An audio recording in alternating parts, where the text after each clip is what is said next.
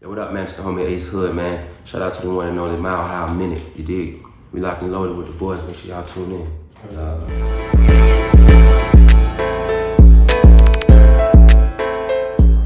Okay, so you were signed to We the Best at one point. Now you're independent. What's kind of the road been like for you? You know, transitioning into becoming an independent artist, and what are like some of the pros and cons to that?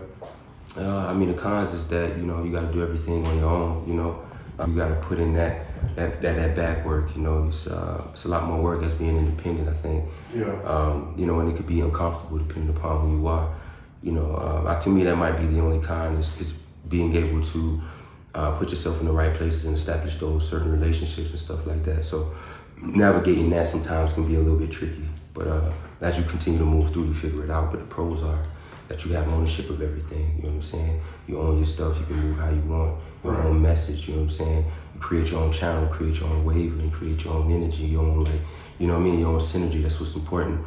You know, and then guide your own narrative, you know what I'm saying? You can always lead that narrative wherever and which way you want to go. So I just think independent is just, for me, it works for me, you know? So I think the cons is, man, it's fruitful, it's a lot more work, you know, but you got to make them calls and going from, you know, coming from a situation where you got larger groups of teams of people working for you to it being more simplified. So now you got to make those calls, you got to make those relationships. Yeah. You know what I'm saying? You got to keep in tune with these labels and keep in tune with the business and everything that's happening. Like physically yourself, you have to do it, you know? And you can't turn a blind eye to it or hire somebody else to do it. You can, but you have to intentionally know what's happening with your business and everything that's around that. So, you know, and that takes a lot in terms of, you know, cons more than a lesson, but yeah, man, pros, that's the pros, is that everything is fruitful at the end of the day. Right. As long as you're booming.